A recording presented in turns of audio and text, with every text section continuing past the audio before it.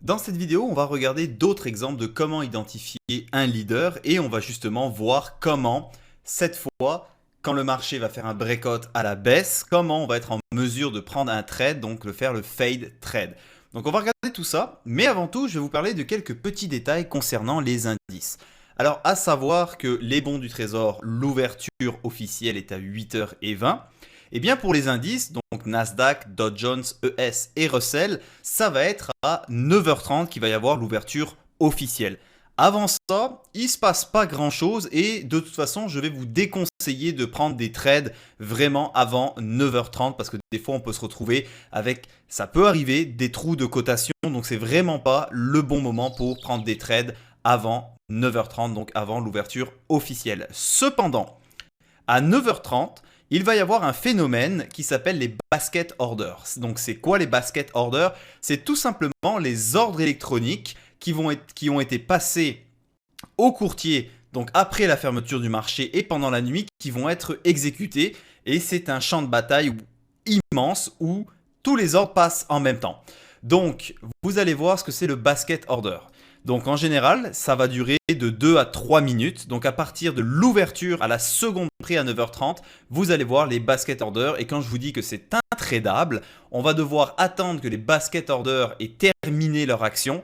On va voir le marché qui se stabilise et par la suite, on va être en mesure de déterminer qui est le leader cette journée-là et à ce moment-là, faire notre analyse. Donc vous allez voir, ça commence directement dans les basket orders. Donc vous voyez que ça part vraiment dans tous les sens. Au niveau du tape, le tape est extrêmement rapide. Là, en ce moment, vous n'avez aucune lecture possible du marché. Ce sont les basket orders qui travaillent. Donc regardez les sauts que ça fait. Il n'y a aucune corrélation entre les marchés. Ça va vraiment du n'importe comment. Donc ça, c'est les basket orders. Et s'il vous plaît, ne tradez pas parce que là, c'est plus que du gambling. C'est vraiment faire n'importe quoi. Donc on va tout simplement attendre que les 2-3 minutes du basket order s'exécutent, donc entre 9h30, 9h32, 9h33, et vous allez voir que, fur et à mesure, eh bien, on va arrêter d'avoir des sauts comme on a en ce moment, et vous allez voir que le tape va, fur et à mesure, ralentir. Bon, il va quand même être rapide parce qu'on est sur les indices, certes, mais il va ralentir, et vous allez voir que le marché va commencer à prendre une direction claire. Donc si j'avance la vidéo, on va voir que ça va être beaucoup plus calme à ce moment-là. Donc là, on est en train de faire un breakout, mais vous voyez que la vitesse du tape, elle est beaucoup plus uniforme et que maintenant, il y a une direction claire dans le marché. Et donc dans le prochain exemple, on va regarder un breakout à la baisse. On va voir que cette fois, contrairement à la vidéo précédente, le leader va être le Nasdaq. Et vous allez voir l'action du Nasdaq, comment elle va influencer les autres indices. Donc pour vous mettre en contexte, on était déjà allé toucher les plus bas, on était remonté. Et cette fois, ce qu'on va voir, eh bien, c'est le Nasdaq qui va repartir, refaire des plus bas. Le marché va s'arrêter et on va remonter rapidement. Donc on va bien voir l'action comme quoi le Nasdaq est le leader. Il n'arrive pas à aller encore plus bas, il va se mettre à remonter et on va voir du coup que le Russell et le ES vont se mettre à le suivre en décalage et vont remonter.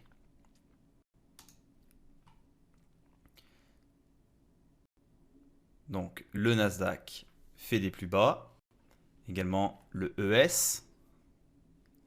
Regardez les tapes qui ont été bien surlignés.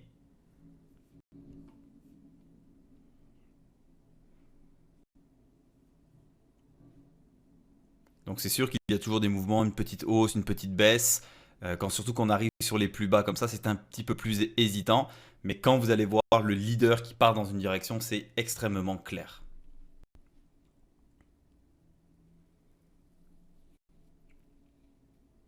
Donc vous voyez la remontée. Regardez cette grande remontée là. On voit même plus le plus bas ici sur les dômes. Et regardez la réaction qui s'est passée. On a eu un petit saut. On s'est éloigné des plus bas au niveau du Russell et au niveau du ES.